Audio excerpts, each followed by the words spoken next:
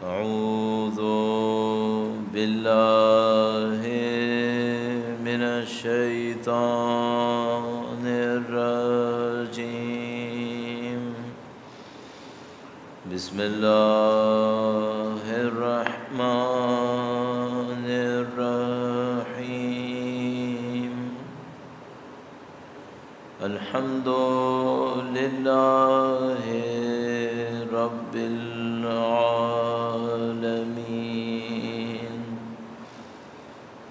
والصلاة والسلام على سيد الأنبياء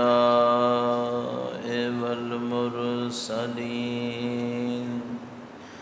حبيب إله العالمين أبي القاسم محمد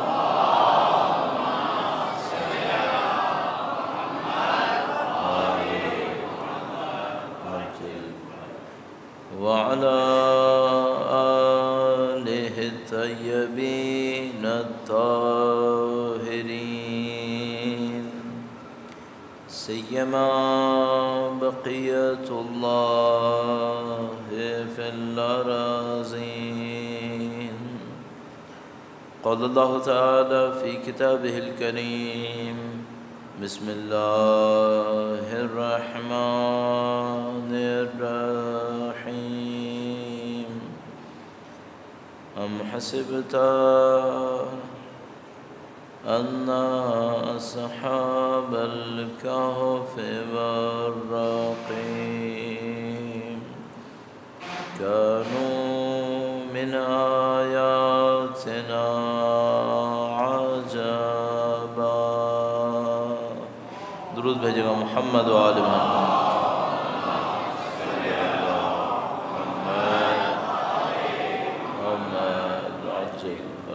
پروردگار عالم کا انتہائی لطف و کرم، انتہائی احسان، اس نے ہمیں اہل بیت اطہار علیہ السلام، قرآن کریم، دین کی ہدایت سب نصیب فرمائی ہے. اربوں انسانوں میں سے کچھ انسانوں کو سید الشہداء کی محبت سے نوازا ہے. نہیں معلوم کن برکتوں کی وجہ سے خدا متعال نے ہمیں اور آپ کو سید الشہداء کی یہ محبت نصیب فرمائی ہے، اس پر شہزا پہ بیٹھنا نصیب فرمایا ہے. اس دعا کے ساتھ کہ انشاءاللہ مرتے دموں تک ہمیں خاندان عصمت و طہارت کے بہترین چاہنے والوں میں قرار فرمائے، دنیا اور آخرت میں ان کی ہمراہی نصیب فرمائے. ان مختصر کوششوں کے صدقے میں، بہترین بندوں کی عبادتوں کے صدقے میں وقت کے امام کے ظہور کا دن دیکھنا نصیب فرمائے، ان کی نصرت کی راہ میں شہادت نصیب فرمائے. تمام دعاؤں کی قبولیت کے لیے وقت کے امام کے نظر لطف کے حصول کے لیے درود بھیجیں محمد و آل محمد.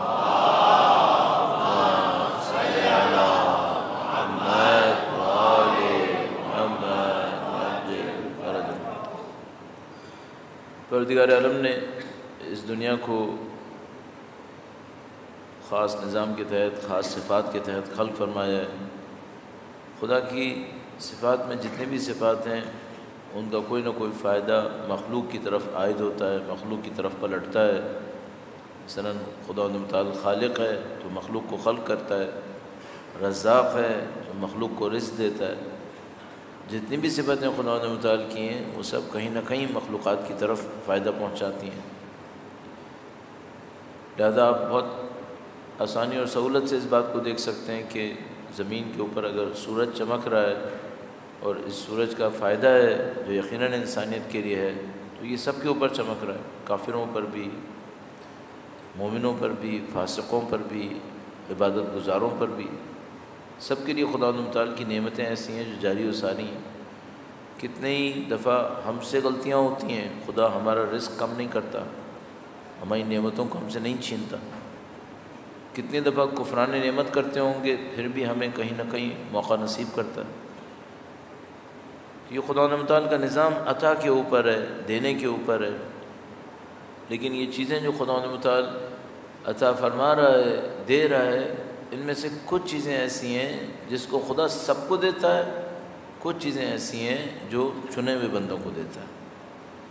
تو یہ جو خدا متعال کی عطا ہے یہ ہمیں اس دھوکے میں نہ رکھے کہ سب کچھ سب کو نصیب ہو جائے گا، نہیں، کچھ چیزیں سب کو نصیب ہوں گی، کچھ چیزیں کچھ لوگوں کو نصیب ہوں گی۔ اب مشکل یہاں پہ یہ ہے کہ جو دنیا پرستی کی آج کل فضا چلی ہوئی ہے، وہ اس بات کو بھی غلط تفسیر کر دیتی ہے کہ وہ جو خدا متعال کا فضل و کرم ہے، خدا متعال کا لطف ہے، خدا متعال کی برکتیں ہیں، اس کا مطلب کیا ہے، اس کو بھی تفسیر غلط کر دیتی ہے۔ اور یہ مشکل اس وقت آتی ہے جب لوگوں کی لوگوں کی بصیرت ختم ہو جائے، دیکھنے کا انداز خراب ہو جائے۔ تو مثال کے طور پر جیسے کہ ہمارے پاس موجود ہے بنی امیہ کے دور میں، جب بنی امیہ کے حکام کا فساد، ان کا کرپشن، ان کی نفسانی غلطیاں، اخلاقی پستی، یہ سب لوگوں کے سامنے آئی، تو ان لوگوں نے یہ کہنا شروع کر دیا کہ اگر خدا نہ چاہتا تو ہمیں حکومت نہ دیتا، ہماری ساری خرابیوں کے باوجود خدا نے ہمیں حکومت دی ہے۔ انہوں نے اس طرح سے لوگوں کو دھوکہ دینے کی کوشش کی کہ خدا نے ہماری ساری غلطیوں کے باوجود ہمیں حکومت دی ہے، اس کا مطلب یہ ہے کہ ہم جتنی بھی غلطیاں کر رہے ہیں بہرحال خدا ہمیں حکومت دینا چاہتا ہے، اور چونکہ ایسا کرنا چاہتا ہے لہذا تم ہماری حکومت کو مان لو۔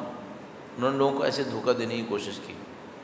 اب اس میں کیا ہوتا ہے کہ سب سے پہلے تو انسان یہ سوچے کہ آیا حکومت وہ چیز ہے جو خدا اپنے خاص لطف و کرم سے دیتا ہے؟ کون سی چیز ہے؟ یہ تو مادہ پرستوں کی ہے نا، کوئی نا، کہ مادہ پرست یہ کہیں گے، جیسے کہ ہمارے ملک کے اندر ہوتا ہے کہ کسی کے پاس پیسہ بہت زیادہ ہوتا ہے تو وہ کہتا ہے یہ خدا کا لطف و کرم ہے کہ اس نے مجھے یہ سب نوازا ہوا ہے۔ تو یہ بات تو صحیح ہے کہ جتنی بھی نعمتیں آتی ہیں خدا کی طرف سے آتی ہیں، لیکن پہلے یہ سوال کرنا پڑے گا کہ یہ جو اس آدمی کے ہاتھ میں ہے یہ نعمت ہے بھی یا نہیں ہے، یا یہ کچھ اور ہے۔ اچھا، دین مبین کے اندر بالکل واضح 2 اور 2 4 کی طرح کتنی ہی نشانیاں ایسی ہیں جس میں خدا متعال نے فرمایا کہ یہ چیزیں تمہیں دھوکہ نہ دیں۔ مثلا واضح ترین روایت، میرے خیال میں شاید اس سے زیادہ واضح نکالنا میرے جیسے کے لیے مشکل ہوگا، اس میں اللہ کے رسول فرماتے ہیں کہ اگر دنیا کی قیمت، اچھا اب دنیا ہم کسے کہتے ہیں؟ یعنی وہ شہرت جو دنیا داروں کو ملتی ہے، اس کو دنیا کہتے ہیں۔ طاقت، دولت، یہ سب چیزیں جو دنیا دار دنیا کے ذریعے سے حاصل کرتے ہیں۔ کل میں نے آپ کی خدمت میں شاید رزق اور دولت کا فرق عرض کیا تھا۔ تو یہ جو چیزیں دنیا دار حاصل کرتے ہیں، دنیا کے نام پہ حاصل کرتے ہیں، دنیا کے لیے حاصل کرتے ہیں، اللہ کے رسول نے فرمایا کہ اگر دنیا کی قیمت اللہ کے نزدیک مچھر کے پر کے برابر بھی ہوتی، اب کتنی مثال رسول خدا نے مختصر کر کے دی ہے، مچھر کا پر کیا ہوتا ہے؟ فرمایا کہ اگر دنیا کی حیثیت اللہ کے نزدیک مچھر کے پر کے برابر بھی ہوتی تو اپنے انکار کرنے والوں کو نہ دیتا۔ خدا کے کچھ لوگ انکار کرنے والے ہیں۔ اچھا، انکار کا مطلب قبول نہ کرنا نہیں ہے، اس بات کو بھی ذہن میں رکھیے گا کہ جب ہم کہتے ہیں کفر کرنا، کفر کا مطلب ہوتا ہے انکار کرنا۔ اب مثال کے طور پر کیا ہم کہہ سکتے ہیں کہ ایک لکڑی کافر ہے چونکہ اس نے اسلام قبول نہیں کیا؟ تو ہم کہتے ہیں نہیں، قبول نہ کرنا کچھ اور ہوتا ہے، انکار کرنا کوئی اور چیز ہوتی ہے۔ بھئی ایک بچہ ہے مثال کے طور پر پیدا ہوا ہے آج دنیا کے کسی گوشے کے اندر، اس نے اسلام قبول نہیں کیا ہے، تو کیا ہم اس بچے کو کافر کہیں گے؟ یعنی مثلا کہیں گے وہ ہے جس نے خدا کا انکار کیا ہے؟ نہیں، اس نے انکار نہیں کیا ہے، صحیح اس موضوع سے باہر ہے، اس کی عقل ہی نہیں ہے کہ وہ قبول کرے یا انکار کرے۔ تو جب ہم کہتے ہیں کافر تو ایک اصطلاح میں اس کا مطلب غیر مسلمان ہوتا ہے، ایک اصطلاح میں خدا کا انکار کرنے والا ہوتا ہے۔ تو اللہ کے رسول نے فرمایا کہ اللہ اپنے انکار کرنے والے کو، یعنی جو جانتا ہے کہ خدا ہے پھر بھی نہیں مانتا، اس کو ہم کہتے ہیں کافر۔ ایک اصطلاح میں ہم کافر اس کو کہتے ہیں جو جانتا ہے کہ خدا ہے پھر بھی نہیں مانتا۔ اللہ کے رسول نے فرمایا خدا ان کافروں کو اگر دنیا کی حیثیت مچھر کے پر کے برابر بھی ہوتی تو ان کو دنیا نہ دیتا۔ اس کا مطلب اللہ کے رسول کیا فرمانا چاہ رہے ہیں؟ تم دنیا سے یہ طے نہیں کر پاؤ گے کہ تمہیں اللہ کی نعمتیں ملی یا نہیں ملی، فضل و کرم ملا یا نہیں ملا، صحیح۔ اچھا اب سوال یہ ہے، دنیا سے طے نہیں کر پاؤ گے، مثلا مشہور ہو گیا ہے تو کیا خدا کا فضل ہوا ہے؟ نہیں ثابت ہوتا۔ حکومت مل گئی ہے تو خدا کا فضل و کرم ہوا ہے؟ کوئی ثابت نہیں ہوتا۔ اسی طرح سے دولت و تمام چیزیں، کس چیز سے ثابت کرے انسان؟ کس چیز سے اپنے آپ کو کہے کہ یہ اس بات کی نشانی ہے کہ خدا متعال کا لطف و کرم ہے؟ درود بھیجے گا محمد و آل محمد، صلی علی محمد محمد وعجل فرج۔ اب یہاں پر معاملہ ایک سادہ سا جواب ہے اور ایک تھوڑا سا اور پیچیدہ جواب ہے۔ ایک سادہ سا جواب یہ ہے کہ بھئی اگر کسی کے دل میں خدا کا خوف ہے اور وہ خدا کے خوف سے رو رہا ہے، گریہ کر رہا ہے، آہوزاری کر رہا ہے، تو کیا یہ علامت نہیں ہے کہ خدا کا اس پہ لطف و کرم ہے، یہ اللہ کے راستے پر ہے؟ ہاں معمولاً ایسا ہی ہے، معمولاً عام انسانوں کے اندر ایسا ہی ہے کہ اگر مثال کے طور پر وہ خدا متعال کے حضور گریہ کرتا ہے، خدا کے حضور آہوزاری کرتا ہے، خدا سے کلام کرتا ہے، مثلا نماز شب میں، اس کے علاوہ روتا بھی ہے، یہ اچھی علامت ہے، اس بات کی علامت ہے کہ اس کے دل میں خدا کا خوف ہے اور خدا کا قرب ہے۔ لیکن کیا یہ علامت ہمیشہ صحیح ہے؟ ہمیشہ صحیح ہے؟ میں کہوں گا نہیں، ہمیشہ صحیح نہیں ہے۔ کیوں؟ آپ سب کو، ہم کو پتہ ہے، وہ جو خوارج تھے ایسا روتے تھے، ایسا گڑ گڑاتے تھے کہ ایک روایت میں لکھا ہے کہ مولا کے ہمراہ ایک آدمی جا رہا تھا تو کسی شخص کے اللہ کی راہ میں رونے کی آواز آئی، چلا رہا تھا خدا کے لیے، تو جب اس کی آواز آئی تو وہ اتنی تکلیف دہ آواز تھی، ایسی دردناک آواز تھی کہ جو امام کے ساتھ چل رہا تھا اس نے کہا کہ اس آدمی کے نصیب کتنے اچھے ہیں کہ یہ خدا کی راہ میں ایسے رو رہا ہے۔ پھر اس نے عربی کا ایک محاورہ استعمال کیا۔ محاورے آپ کو پتہ ہیں تھوڑے سے زیادہ ہو جاتے ہیں، حقیقت سے زیادہ بڑھ جاتے ہیں، تو اس نے کہا کہ کاش میں اس کے جسم کا ایک بال ہوتا۔ اب ایک انسان آرزو کرے کہ میں کسی کے جسم کا بال ہوں اور وہ اس کو خدا بال بنا بھی دے تو کیا کرے گا پھر؟ تو یہ بہت صحیح آرزو نہیں تھی اس کی۔ بہرحال اس نے کہا کہ کاش میں اس کے جسم کا ایک بال ہوتا۔ امام نے فرمایا کہ نامعقول بات مت کرو، کوئی عقل کی بات کرو، اس طرح سے معقول بات نہیں ہے۔ تو اس نے تعجب سے دیکھا امام کو کہ بھئی اتنا اچھا اللہ کی راہ میں گڑ گڑا رہا ہے اور رو رہا ہے، فریاد کر رہا ہے، اس کا مطلب ہے متقی پرہیزگار ہے، اور اتنا متقی پرہیزگار ہے تو میں اس کے سامنے احترام دکھا رہا ہوں۔ تو جنگ نہروان میں امام نے خارجیوں کے ایک مرے ہوئے کی طرف اشارہ کیا اور اس آدمی کو بلا کر کہا کہ یہ وہ تھا جس کا تم بال بننا چاہ رہے تھے، یہ آدمی تھا۔ تو اب سوال ہمارے سامنے یہ ہے کہ بھئی ہم نے دولت کو اللہ کے فضل و کرم کا معیار نہیں بنایا، شہرت فضل و کرم ثابت نہیں کرتی، طاقت فضل و کرم ثابت نہیں کرتی، گریہ وزاری تو کر رہی تھی۔ تو میں عرض کیا کہ کچھ بندوں میں تو یہ بات صحیح ہوگی، کر لے گی، ہر جگہ نہیں کرے گی۔ کیوں؟ بعض اوقات شیطان ایسا دھوکہ دیتا ہے، اتنا شدید دھوکہ دیتا ہے، آنکھوں سے نظر آ رہا تھا کہ میں غلط کر رہا ہوں، دوسری طرف سے اس کو رونے کا بھی موقع دیتا ہے تاکہ وہ اپنے اس عیب کو پکڑ نہ سکے، اپنے عیب کو پکڑ نہ سکے۔ تو جو آدمی مثلا اب سادگی کا کوئی پلان بنائے، سادہ سا پلان اگر کسی کے لیے بنائے تو ہم یہ کہیں گے کہ یہ علامت بہت اچھی ہے کہ انسان تنہائی میں خدا کے سامنے روئے، فریاد کرے، گڑ گڑائے، یہ بہت اچھی علامت ہے۔ لیکن اس بات کو دیکھتے ہوئے کہ شیطان کا منصوبہ بعض اوقات بہت ٹیڑھا ہوتا ہے، اپنی زندگی میں یہ ریویو کرتے رہے کہ غلطی تو نہیں کر رہا ہوں میں، کہیں خدا کے کسی اصول کو توڑ تو نہیں رہا۔ تو مثال کے طور پر کسی کا حق میرے ہاتھ میں ہے، اس سے مجھے تکلیف نہیں ہو رہی اور میں رو کے خوش ہو رہا ہوں، یہ بات صحیح نہیں ہے۔ بھئی جب کسی کا حق میرے ہاتھ میں ہے تو مجھے حق دینا چاہیے، اس حق کو میں نے اپنے ہاتھ میں رکھا ہوا ہے اور میں چند آنسو بہا کے اپنے آپ کو مطمئن نہیں کر سکتا کہ میں کام صحیح کر رہا ہوں، تو مجھے اپنے کام پہ توجہ دینی ہوگی اور اس کام کو صحیح کرنا ہوگا۔ تو مثلا وہ جو اللہ کی راہ میں رو رہا ہے، پھر اس کو وہ کیا کہے، تو میں کہوں گا یہ اس کا رونا اس کو توفیق دلائے گا انشاءاللہ کہ یہ وہ حق بھی ادا کرے گا اور انشاءاللہ خدا کے راستے میں آگے بڑھے گا۔ درود بھیجے گا محمد و آل محمد، صلی علی محمد و آل محمد وعجل فرج۔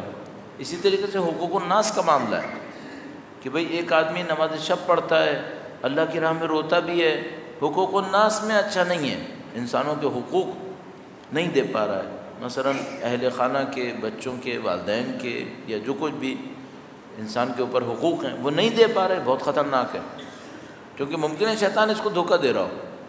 تو مثلا اگر ایک منصوبہ بنائے کوئی انسان تو کیا کرے؟ تو میں کہوں گا کہ اللہ کی راہ میں روئے، گریہ وزاری بھی کرے، لیکن اپنے اوپر ریویو کرتا رہے کہ میں کہاں پہنچ رہا ہوں۔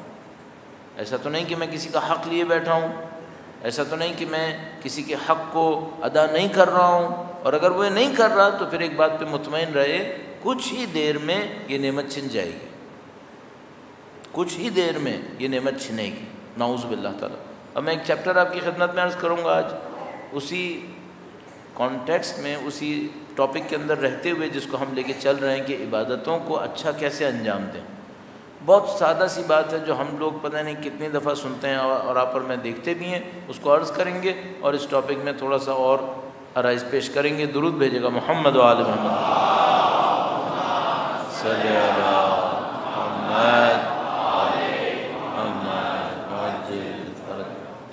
پتہ نہیں کتنی دفعہ آپ نے اور ہم نے اپنی زندگی میں دیکھا ہوگا اور کتنی دفعہ سنا ہوگا کہ کسی آدمی نے کہ مثلا ہمارے اپنے اوپر کبھی بہت اچھی کیفیت آتی ہے، خدا کی یاد آتی ہے، روتے ہیں، اللہ کی راہ میں فریاد کرتے ہیں، کچھ عرصے کے بعد دیکھتے ہیں یا حتیٰ بعض اوقات کچھ گھنٹوں کے بعد دیکھتے ہیں سب ختم، وہ توجہ ہی نہیں ہے۔ جب بعض اوقات اتنا عجیب ہوگا کہ ایک آدمی ظہر کی نماز توجہ سے پڑھتا ہے، نہیں معلوم اثر میں کیا ہو جاتا ہے، اصل دل نہیں چاہ رہا۔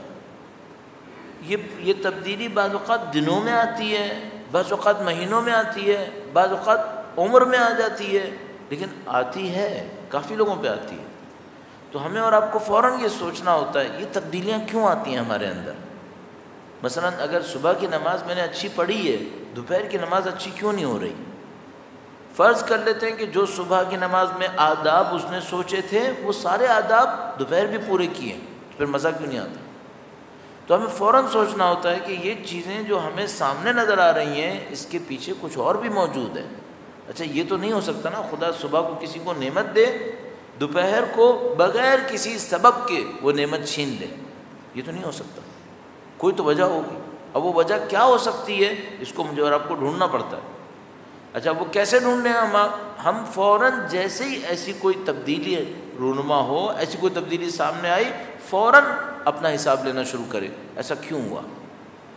مثلا چند چیزیں بہت تیزی سے ریویو کرنی چاہیے۔ مثال کے طور پر ممکن ہے کہ صبح سے لے کر اب تک میں نے کوئی گناہ کیا ہے، نعوذ باللہ تعالیٰ میں نہیں جانتا تھا، توجہ نہیں تھی، لیکن بہرحال مجھ سے کوئی گناہ ہو گیا ہے صبح سے لے کے اب تک۔ تو جیسے ہی مثال کے طور پر اس نے ظہر کی نماز پڑھی اور احساس کیا کہ نہیں وہ توجہ نہیں ہے یا وہ توجہ کم ہو رہی ہے، فوراً گرفت کرے۔ کاش ہم لوگ اپنی عبادتوں پر ایسے توجہ دیں جیسے ہم اپنے پیسے پہ توجہ دیتے ہیں۔ گرچہ مثال اچھی نہیں ہے، اس سے زیادہ ہونی چاہیے، لیکن کاش اتنا ہی ہو۔ مثال کے طور پر اگر کسی کا بینک بیلنس ہر روز بلا وجہ میں کم ہو رہا ہو، پوچھے گا یا نہیں پوچھے گا کہ بھائی کیوں کم ہو رہا ہے؟ 100 روپے بھی کٹ رہے ہیں روز کے، تو اس کے دل کے اوپر بہرحال کچھ ہوتا ہے، کیوں کٹ رہے ہیں؟ یہ میری کمائی ہے، میں زندگی لگائی اس کے اوپر، کیوں کرنا؟ 100 روپے ہی کیوں؟ جیسے ہی وہ یہ دیکھے فجر میں حالت صحیح تھی، ظہر میں خراب ہو رہی ہے، فوراً پکڑے یہیں پر کہ یہ خراب کیوں ہوا، وہ بات کیوں نہیں ہے جو پچھلی نماز کے اندر تھی۔ کوئی نہ کوئی پوائنٹ ہونا چاہیے یہاں پر۔ اگر یہ گرفت نہیں کرے گا یہ اور خراب ہو جائے گا معاملہ، خدا نہ کرے نعوذ باللہ تعالیٰ، پھر اتنا خراب بھی ہو سکتا ہے کہ نعوذ باللہ تعالیٰ پھر اس نے عبادتیں چھوڑ دیں، چونکہ مزہ ہی نہیں آ رہا۔ عبادتیں تو انسان اس وقت اچھے طریقے سے کرتا ہے جب مزہ آتا ہے، جب مزہ ہی نہیں آتا تو جبر کب تک کرے گا؟ تو جیسے ہی وہ یہ دیکھے کہ بھئی مجھے مزہ تھوڑا کم آ رہا ہے، فوراً اپنے اوپر گرفت کرے۔ اب میں آپ کی خدمت میں ایسی عرض کروں، مثلا کسی نے ہمیں یہ کہا کہ بھئی یہ جس طرح نماز پڑھنے کا طریقہ بتا رہے ہیں اس کو ہم نے طریقے کو آزمایا ہے، اس میں مزہ آ رہا ہے، لیکن ایک ڈر ہے جب یہ مجلسیں ختم ہوں گی ہم دوبارہ واپس آ جائیں گے اسی حالت پہ جب مزہ نہیں آ رہا تھا، تو اس کا حل کیا ہے؟ تو اس کا حل عرض کرنے کی کوشش کر رہا ہوں کہ بھئی یہ تو ہمیں بھی معلوم ہے کہ ایسا ہو سکتا ہے کہ 2 دن 4 دن مزہ آیا اور بہت لطف آیا، توجہ کے ساتھ نماز پڑھی، ساری باتیں، لیکن ایک دن تھوڑی سی کمی، اگلی نماز اور کم، اور معاملہ خدا نہ کرے نعوذ باللہ تعالیٰ پھر دوبارہ کہیں اور پہنچ گیا۔ اس کو روکنے کے لیے کیا کریں؟ نمبر 1 گرفت کریں، جیسے ہی کوئی کمی آئی ہے اپنے کسی گناہوں کو پکڑیں، ہوا ہے یا نہیں ہوا ہے. اچھا فرض کریں میں نہیں پکڑ پایا، صبح سے دوپہر تک کچھ ہوا میں نہیں پکڑ پایا، کم سے کم یہ کر لیں ایسے ممکنہ گناہ پر جس سے لذت کم ہوتی ہو استغفار کر لیا. استغفار میں کیا جا رہا ہے؟ صبح کی نماز اچھی پڑھی، دوپہر کی نماز اچھی نہیں ہوئی، ظہر کی نماز اس نے پڑھی، دیکھا نہیں مزہ نہیں آتا، تو عصر کی نماز پڑھنے سے پہلے استغفار کریں اور خدا سے کلام کریں. یہاں پر یہ وہ جگہ ہے جہاں پہ خدا سے پوچھنا چاہیے، خدا سے کچھ کہنا چاہیے کہ خدا تو نے لطف کیا تھا صبح کو میرے اوپر اور میں محبت سے تیری طرف آیا تھا، مجھ سے کوئی غلطی ہوئی ہے جس کی وجہ سے تو نے مجھے دور کیا ہے، تو خدا مجھے معاف کر دے. گڑگڑائے خدا کے سامنے کہ مثلا یہ میری زندگی کا سرمایہ ہے، میرے ہاتھ سے نکل رہا ہے. جب خدا کے سامنے گڑ گڑائے گا اور خدا متعال کے سامنے اپنی غلطیوں کا اعتراف کرے گا اور مختلف طریقوں سے اس کے سامنے رکھے گا تو خدا کیوں نصیب نہیں کرے گا؟ پہلے بھی تو نصیب کیا تھا. سب سے امپورٹنٹ پوائنٹ یہ گرفت کرنا ہے. اس کے ساتھ کیا ہو سکتا ہے؟ ایک بہت پرانا ایشو ہے، ہمیشہ کا ایشو ہم لوگوں کے ساتھ ہو سکتا ہے، اس کو بھی آپ کی خدمت میں عرض کروں، اس کو بھی کہیں ایڈریس کرنا بہت ضروری ہے، ورنہ یہ عبادتوں کا لطف جو ہوتا ہے وہ آہستہ آہستہ ختم ہونا شروع ہو جاتا ہے. بدقسمتی سے درود بھیجے گا محمد و آل محمد.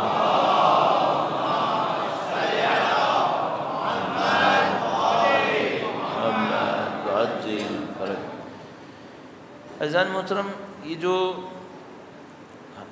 دنیا کے اندر بھی ایسا ہوتا ہے کہ کچھ چیزیں ہوتی ہیں جن کے اوپر تجربوں کے اثرات رہ جاتے ہیں. مثال کے طور پر آپ اپنے گھر کے اندر ہوں، کسی کے گھر پہ جائیں، وہاں پہ دیواروں کے اوپر نشان لگے ہوئے ہوں، تو آپ سمجھ جاتے ہیں اس گھر میں کچھ بچے رہے ہیں جنہوں نے یہ سارے نشان لگا دیے ہوں گے. بلڈنگز کے اوپر نشان رہ جاتے ہیں، آپ کے جسم پہ بھی رہ جاتے ہیں.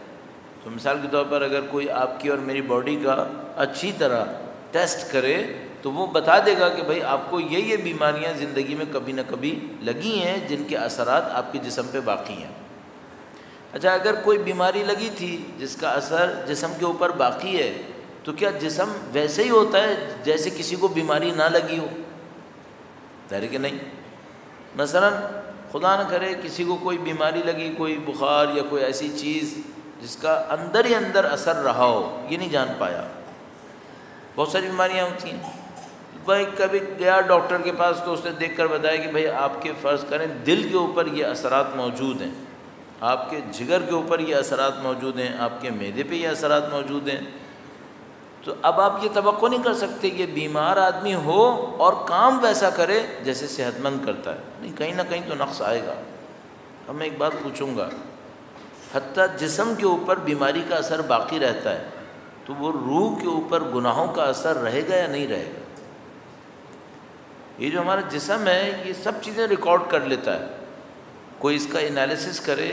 مجھے ایک بندہ خدا ملا تھا ایک دفعہ، اس نے صرف میری نبض کو، دونوں ہاتھ کی نبض کو پھیر پھیر کے، ہاتھ پھیر پھیر کے بچپن سے لے کے اب تک کی میری ساری بیماریاں بتا دی تھیں. اور اس کو ٹیسٹ کرنے کے لیے ہم نے ایک اور جوان کو بھی کہا کہ بھئی اس کو بھی دکھاؤ. اس نے اس کو بھی دیکھ کر اور تفصیل سے بتا دی تھی. تو میں نے کہا بھئی تم جادو کر رہے ہو کیا؟ یہاں نفس پہ ہاتھ پھیر پھیر کے ہماری بیماریاں بتا رہے ہو کہ تمہارا جگر ایسا ہے، تمہارا دل ایسا ہے، تمہارے پھیپھڑے ایسے ہیں، یہ کیا ہو رہا ہے؟ تو اس نے کہا کہ نہیں کوئی جادو نہیں ہے. تو طب کے اندر، قدیم طب کے اندر یہ سب چیزیں تھیں. اب آج کل کے دور میں ظاہر لوگ ٹیسٹ وغیرہ کر کے یہ سب چیزیں معلوم کر لیتے ہیں تو ان کے اندر یہ ایکسپرٹیز نہیں رہتی.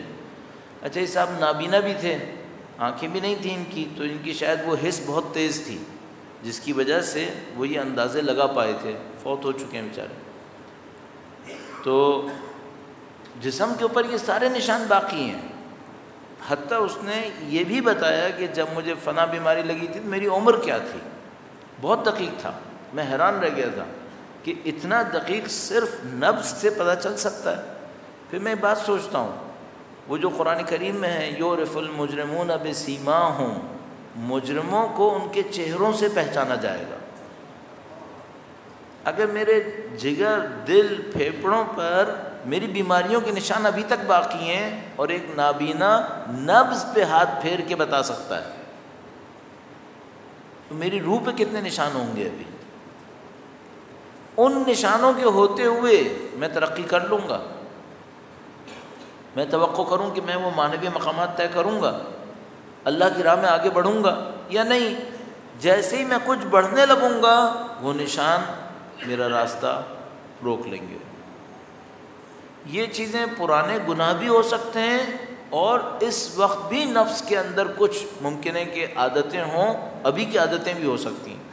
بس ایک دفعہ ممکن ہے کہ میں عبادتیں کرتا ہوں، تھوڑی جگہ تک بڑھنے کی کوشش کرتا ہوں، اب مثال کے طور پر ایک فیز آتا ہے کہ یہاں سے میں نے جمپ لگا کر اس فیز میں آنا ہے، فوراً وہ جو میرے پچھلے گناہ تھے وہ راستے میں رکاوٹ بن جاتے ہیں، ان گناہوں کے ہوتے ہوئے یہ فیز آگے نہیں جا سکتے۔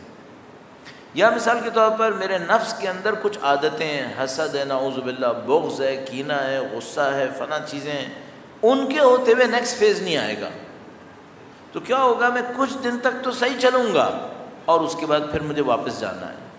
اور یہ واپس کیوں جانا ہے؟ اس لیے جانا ہے کہ میں نے اس موقع سے فائدہ اٹھا کر پچھلے مسائل کو حل نہیں کیا ہے، یا نفس کی ان غلطیوں کو حل نہیں کیا ہے۔ اور وہ نفس کی غلطیاں بہت ساری ہو سکتی ہیں، مثال کے طور پر پیسے کی محبت خود ایک مصیبت ہے، پیسے کی محبت بہت بڑی مصیبت ہے، اور یہ اتنی آسانی سے جانے والی نہیں ہے۔ آج کے دور میں خاص کر مادہ پرستی کا دور ہے، ہر طرف مادہ پرستی ہے، پیسے پہ عزت ملتی ہے، سب کچھ ہوتا ہے، تو پیسے کی محبت تو نہیں جاتی۔ اور خدا متعال احادیث قدسیہ کے اندر جو اس نے براہ راست رسول سے خطاب فرمائی ہے، اس میں اس بات کو قبول نہیں کرتا کہ کسی دل میں دنیا کی چاہت ہو اور میری محبت بھی آئے، فرماتا یہ نہیں ہوگا۔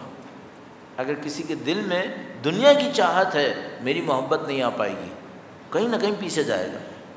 تو اعزان محترم، یہ جو ہم ٹاپک لے کے چل رہے ہیں نا کہ ہم عبادتوں میں مزہ کیسے آئے، ہم لوگ ابھی اس کے ظاہر کو ڈیل کر رہے ہیں۔ ظاہر کو کیسے ڈیل کر رہے ہیں؟ ہم یہ کہہ رہے ہیں بھائی آپ اپنے جسم پہ کنٹرول کریں، نماز میں کیا سوچنا ہے اس کو سوچیں، تاکہ انشاءاللہ خدا اگلے فیز میں داخل کرے۔ وہ اگلا فیز کیا ہے وہ میں آپ کی خدمت میں عرض کرنے کی کوشش کرتا ہوں، تھوڑا سا ریویو بھی کر لیتے ہیں۔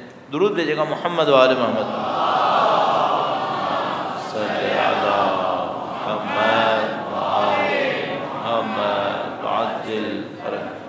آپ کی خدمت میں پہلے عرض کیا تھا، اور ہر روز تقریباً عرض کرتا ہوں کہ ہم ان مجالس کے دوران جو باتیں عرائض آپ کی خدمت میں پیش کر رہے ہیں وہ آپ نے بہت دفعہ پہلے بھی سنی ہوئی ہوں گی ظاہر ہے، لیکن اس کا ہدف یہ ہے کہ بہرحال اگر سب مل کر اپنی نمازوں کو بہتر کرنے کی کوشش کریں تو خدا بہت ساری برکتیں دے سکتا ہے، بہت ساری رحمتیں ایک دوسرے کی مشترکہ کوشش سے اللہ کی طرف سے حاصل ہو سکتی ہیں۔ تو اس کے لیے ہم نے عرض کیا کہ بھائی آپ پہلے جسم کے اوپر کنٹرول بڑھائیں، اور جسم پہ کنٹرول بڑھانے میں کہاں پر کیسے ہاتھ رکھیں، مثلا جڑے ہوئے ہوں، قبلے کی سمت ہوں، یہ ساری باتیں عرض کی، میں بار بار آپ کی خدمت میں نہیں عرض کرنا چاہتا۔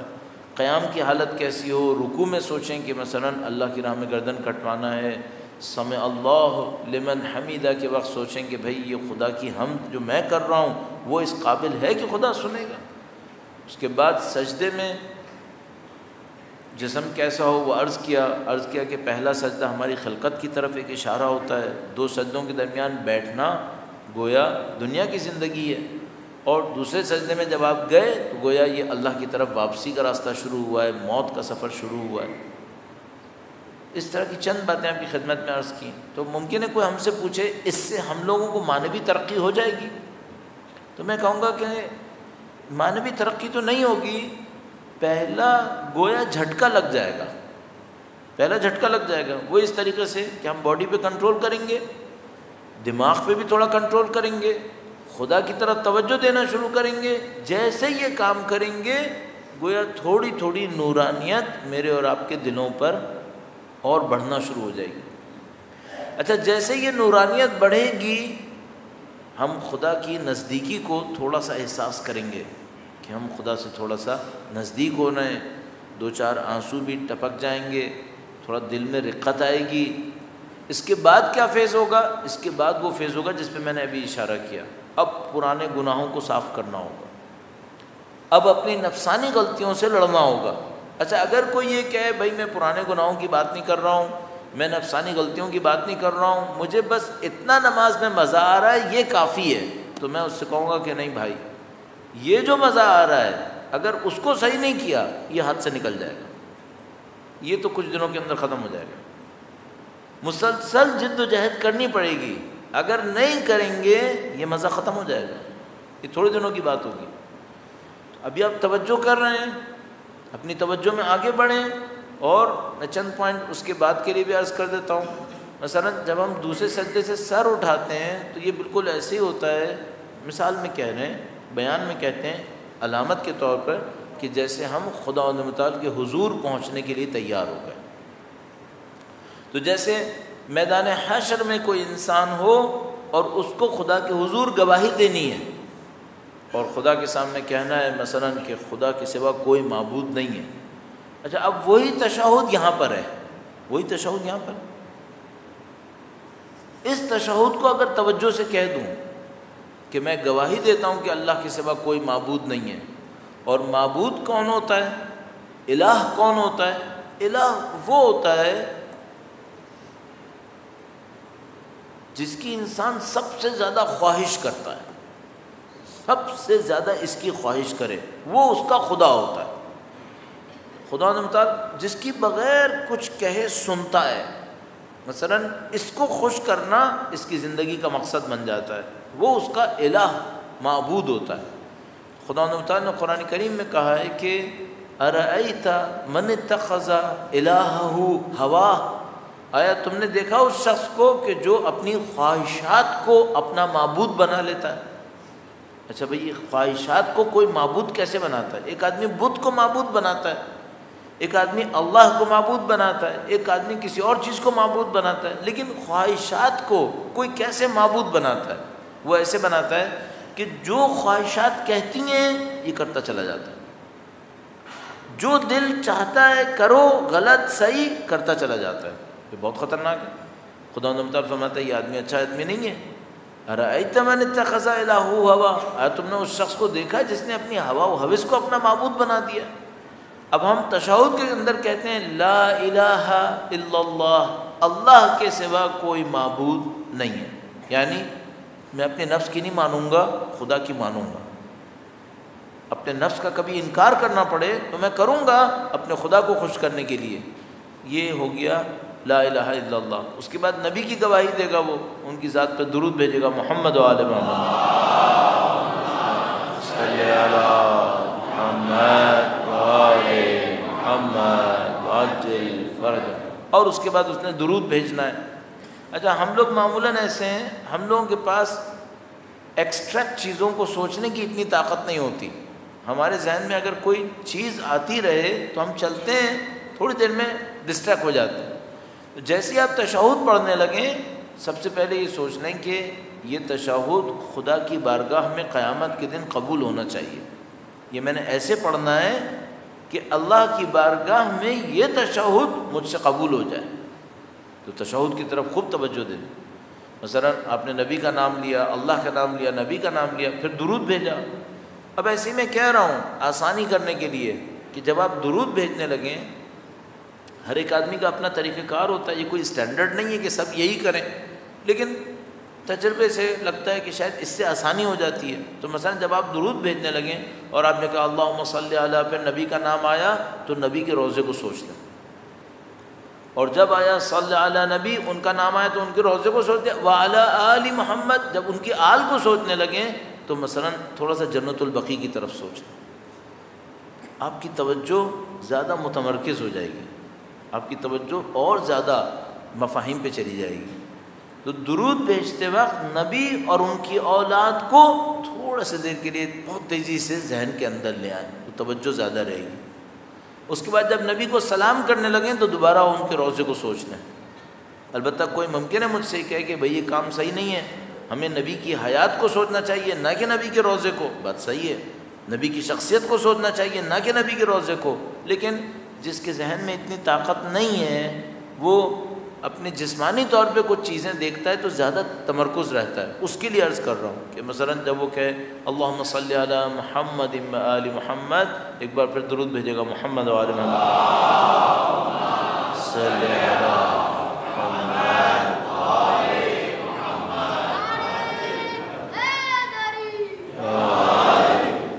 جب آپ یہ عرض کر رہے ہوں فرما رہے ہوں تو آپ نبی کے روضے کی طرف توجہ دے سکتے ہیں اور اہل بیت اطہار سلام اللہ علیہم اجمعین کے روضے کی طرف توجہ دے سکتے ہیں۔ اسی طرح پھر آپ نے سلام کرنا ہے، السلام علیکہ ایھا النبی ورحمۃ اللہ وبرکاتہ۔ عجیب بات یہ ہے کہ یہاں پہ جو سلام ہے وہ صیغہ خطاب ہے۔ خطاب کا مطلب کیا ہے؟ جیسے نبی سامنے ہے، یہ نہیں ہے سلام اللہ علیہ اس پر ہمارا سلام ہو، اس میں نہیں ہے ایسے۔ السلام علیکہ جیسے میں اور آپ زیارت پڑھتے ہیں ویسا ہے، السلام علیکہ ایھا النبی۔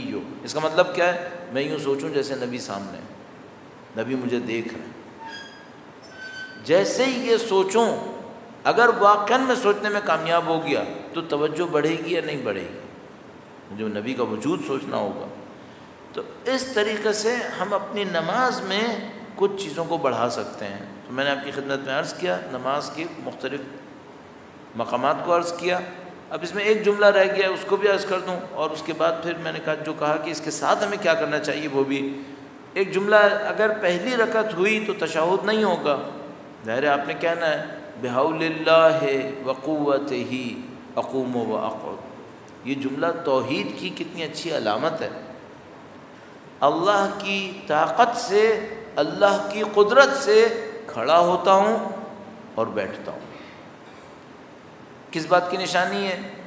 کھڑا ہوتا ہوں اور بیٹھتا ہوں، کیا مطلب؟ یعنی پوری زندگی میں جو کچھ کرتا ہوں خدا کی طاقت سے، خدا کی دی ہوئی قدرت سے۔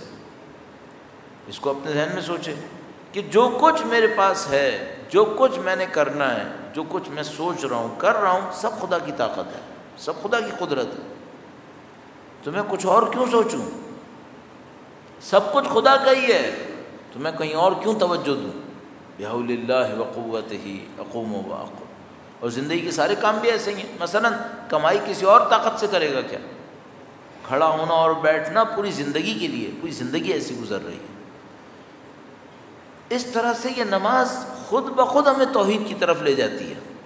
اور اب آپ تصور کر سکتے ہیں کہ مثلا ہم لوگ چونکہ اتنی پریکٹس ہمیں نہیں ہے، اگر ایک نماز چند منٹ لمبی ہو جائے تو ہم تھکنے لگتے ہیں، اور ہم جانتے ہیں کہ کچھ لوگ ایسے ہیں جنہوں نے یہ نمازیں گھنٹوں میں پڑھی ہیں اور وہ نہیں تھکتے تھے یقیناً۔ علامہ امینی جو الغدیر کتاب جنہوں نے لکھی تھی، ایک دفعہ مشہد مقدس تشریف لے گئے تو وہاں کچھ لوگ ان سے بات کرنا چاہ رہے تھے، کچھ ملنے کے لیے شاید آئے تھے، تو وہ نمازیں پڑھ رہے تھے، عبادتوں پہ عبادتیں کر رہے تھے۔ تو ان کے ساتھ ایک خادم تھا، اس نے دیکھا کہ لوگ انتظار کر رہے ہیں اور آغا بار بار نماز شروع کر دیتے ہیں، پھر دوبارہ آگے پڑھتے ہیں، اور نمازیں اور نمازیں۔ تو اس نے دو نمازوں کے درمیان تھوڑا سا ان کو روکا اور کہا کہ آغا کیا آپ تھکے نہیں ہیں؟ وہ چاہ رہا تھا ذرا سا رک جائیں تاکہ لوگ مل لیں گے۔ تو انہوں نے بڑی عجیب بات کہی، شاید سمجھانے کی خاطر انہوں نے فرمایا، تو انہوں نے کہا کہ کیا تم نے مچھلی کو پانی میں تیرنے سے تھکتے دیکھا ہے کبھی؟ مچھلی جو پانی میں تیرتی ہے کیا تیرنے سے تھکتی ہے کبھی؟ ہمیں خدا متعال نے خلق کیا اپنی بندگی کے لیے، ہم اس سے کیوں تھکیں گے؟ یسبح لہ ما فی السماوات والارض، یہ جو یسبحو کا لفظ ہے اس کے اندر عربی میں تیراکی کا مطلب آتا ہے۔ جیسے تو ہمیں معلوم ہے تسبیح کا مطلب ہوتا ہے، تسبیح کرتا ہے، تسبیح کرتی ہیں اللہ، جو کچھ بھی زمین و آسمان کے اندر ہے وہ اللہ کی تسبیح کرتے ہیں۔ لیکن تسبیح کے اندر عربی کا لفظ سباحہ یعنی تیراکی بھی آتا ہے۔ تو جیسے کوئی انسان تیر رہا ہوتا ہے تو اسموتھلی تیر سکتا ہے، کوئی مسئلہ نہیں ہے۔ تو اگر کوئی تسبیح کرتا ہے تو خدا کی خلقت اور نظام میں ایسے جیسے تیر رہا ہوتا ہے پانی کے اندر، تھکے گا نہیں پھر۔ لیکن اگر ہم تسبیح نہیں کریں گے، خدا کی مخالفت میں جائیں گے، تو پھر یہ ایسا ہے کہ پانی کے خلاف تیرنا پڑے گا۔ تو ابھی یہ پوری کائنات خدا کی طرف چل رہی ہے، اور اگر ہم بھی خدا کی طرف چلے تو یہ کائنات ہمارے ساتھ ہے۔ پھر وہ جو مشہور و معروف شعر ہے کہ محمد سے وفاتوں نے، اس کا ایک مطلب یہ ہے، یہ پوری کائنات محمد کی وفادار ہے، پوری کائنات خدا کی وفادار ہے۔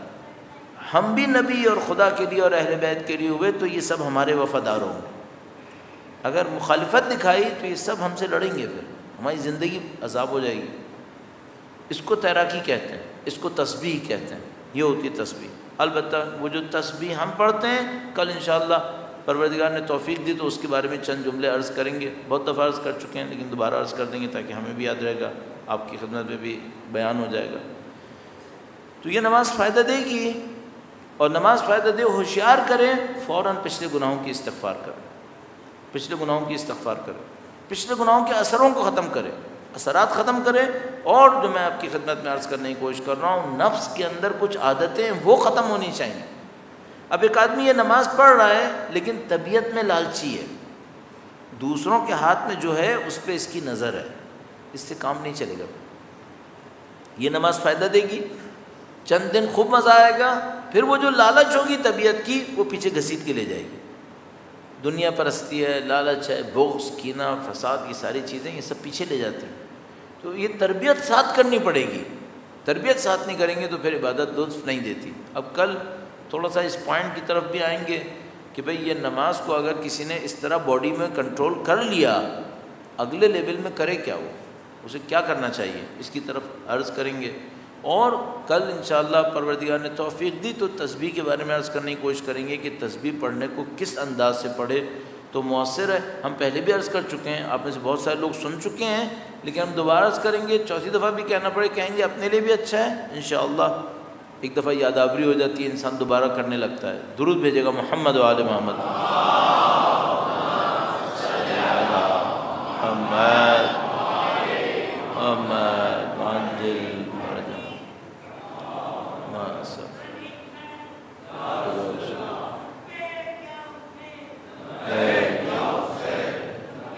خدا قبول فرمائے انشاءاللہ۔ سید الشہداء کی راستے پر ہم سب کو چلنے کی سعادت خدا نصیب فرمائے انشاءاللہ۔ ایک بار پھر سید الشہداء کے نام پر ادائے احترام کے لیے، ان کی زیارت کے لیے جو لوگ جا چکے ہیں یا جو جانے والے ہیں، ان کی صحت و سلامتی کے لیے، زیارت کی قبولی کے لیے درود بھیجیں محمد و آل محمد۔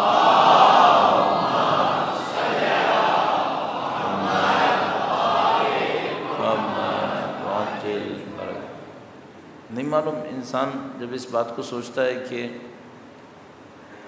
اگر اہل بیت کو نہ پہچان پاتے تو کیا ہوتا، تو انسان اپنے اندر احساس کرتا ہے کہ کس مصیبت میں ہوتے اگر نہ پہچان پاتے کہ یہ در کتنا وسیع در ہے۔ خدا متعال کا کتنا شکر بجا لائے انسان کہ اس نے امام حسین کی محبت نصیب کر دی۔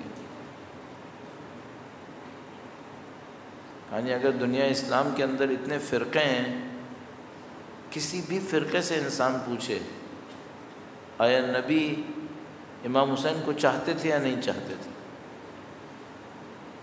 کوئی فرقہ ایسا نہیں ہے، ممکن نہیں ہے ایسا جو یہ کہے کہ ہمیں شک ہے۔ نہیں، شک نہیں ہے، یقین ہے، سید الشہداء کو رسول اللہ چاہتے تھے۔ اب صرف ایک بات رہ جاتی ہے، میں امام حسین کو چاہوں، اللہ کے نبی پسند کریں گے یا نہیں کریں گے؟ تو زندگی میں کیسے تھے؟ زندگی میں ایسے تھے کہ اگر کوئی بچہ بھی امام حسین کے ساتھ چلتا تھا تو بچے کو بھی رسول اللہ پسند کرتے تھے کہ میرے حسین کے ساتھ چلتا ہے، یہ اتنا پسند کرتے تھے۔ طے شدہ بات ہے، اس میں تو کوئی شبہ ہی نہیں ہے، شائبہ ہی نہیں ہے۔ وہی نماز جس کو ہم معراج کہتے ہیں، معراج مومن ہے۔ اللہ کے رسول نے ارشاد فرمایا سید الشہداء کے سامنے وہ معراج کم پڑ رہی ہے، کہ جب سید الشہداء رسول اللہ کی پشت کے اوپر سوار ہوئے تو رسول اللہ نے گویا اس معراج کو اور طولانی کیا تاکہ سید الشہداء باقی رہیں۔ سید الشہداء کی محبت ہے، البتہ ظاہر ہے سید الشہداء کی محبت ہم سب کو اس معراج کی طرف لے کے جاتی ہے، ہم سب سے کہتی ہے وہ کرو جو امام حسین نے کیا۔ شب عاشور قرآن پڑھا، نماز پڑھی، تم بھی قرآن پڑھو، تم بھی نماز پڑھو۔ لیکن جو رسول اللہ کی محبت ہے اس میں کوئی شبہ نہیں ہے سید الشہداء کے لیے۔ تو عزیزان محترم، میں گارنٹی سے آپ کی خدمت میں عرض کر رہا ہوں، اور آپ بھی جانتے ہیں اس بات کو، یہ کہ ہم جب مصائب کا تذکرہ کریں اور آپ کے دل میں امام حسین کی محبت کے نام پر ایک آہ بھی آئے، اپنے امام کی مصیبتوں کو سن کر، ان کے مصائب کو سن کر آپ کے دل میں ذرا سی ایک کسک بھی آئی کہ اے میرے امام نے کیا جھیلا، اس پہ بھی خدا جزا دے رہا ہے، اس پہ بھی خدا جزا دے رہا ہے کہ اس کے غم میں بیٹھے ہیں جس کے غم میں رسول اللہ بیٹھے تھے، اس کے غم میں مولا علی مرتضیٰ روئے تھے، جس کے غم میں سیدہ طاہرہ روئی تھیں، اس کے غم میں بیٹھے ہیں۔ خدا کو محبوب ہے، خدا کو پسند ہے۔ نہیں معلوم جب ہم لوگ یہاں پہ سید الشہداء کے مصائب کا تذکرہ کرتے ہوں گے، اللہ کے رسول شاید دعا دیتے ہوں گے، میرے حسین کے غم میں بیٹھے ہوئے ہیں۔ کبھی کبھی انسان کا دل چاہتا ہے کیا ہم اتنے خلوص سے امام حسین کا کوئی ذکر کر سکیں گے کہ سیدہ طاہرہ کی بھی کوئی دعا ہمیں نصیب میں آ جائے؟ نہیں معلوم واقعہ۔ ایک طرف سے اپنی غلطیوں کو دیکھتے ہیں، خامیوں کو دیکھتے ہیں، کوتاہیوں کو دیکھتے ہیں تو بہت دور لگنے لگتا ہے، ایک طرف سے اس خاندان کی سخاوت کو دیکھتے ہیں، فیاضی کو دیکھتے ہیں، ان کی بخشش کو دیکھتے ہیں، امید بننے لگتی ہے۔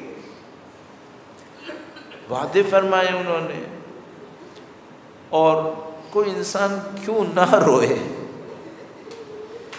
کوئی کیوں نہ روئے۔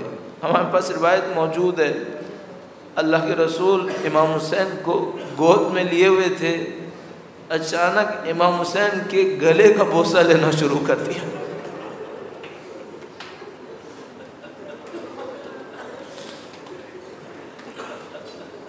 رسول اللہ جانتے ہیں اس گلے کے اوپر کیا ہونے والا۔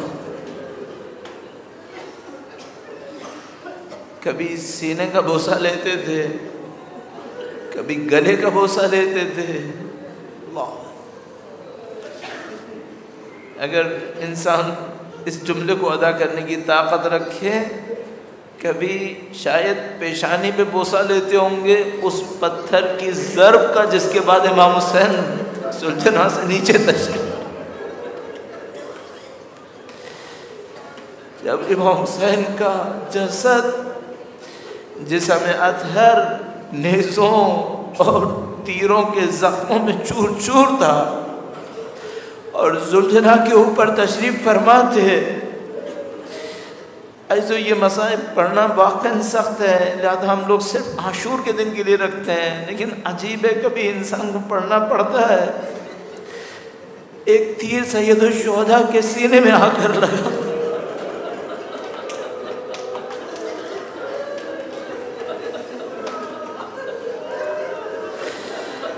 گویا سید الشہداء نے وہ تیر سامنے سے کھینچنا چاہا تو وہ ٹوٹ گیا۔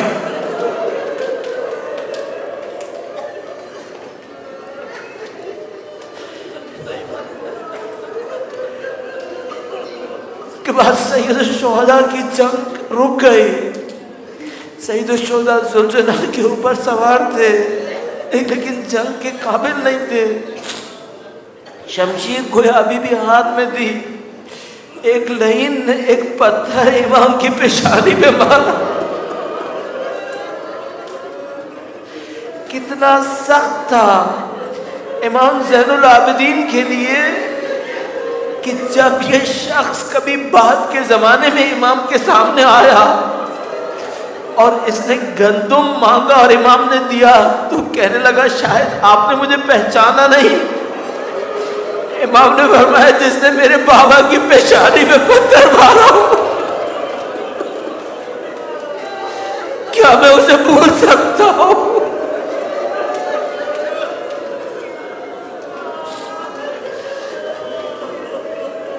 اس ضرب کے بعد امام زلجنہ سے نیچے تشریف لائے۔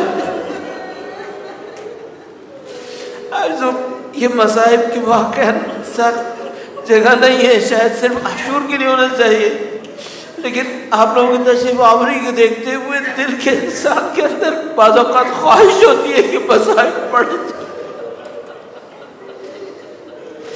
جب زمین کے اوپر تشریف فرما تھے تو ان لعینوں نے خیموں کا رخ کیا، امام کونیوں کے بل کھڑے ہوئے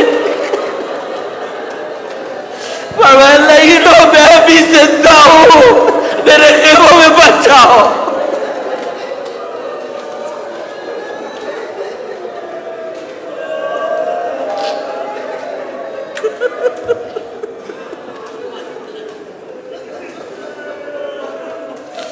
ألا لعنة الله على القوم الظالمين وسيعلم الذين ظلموا أيام منقلب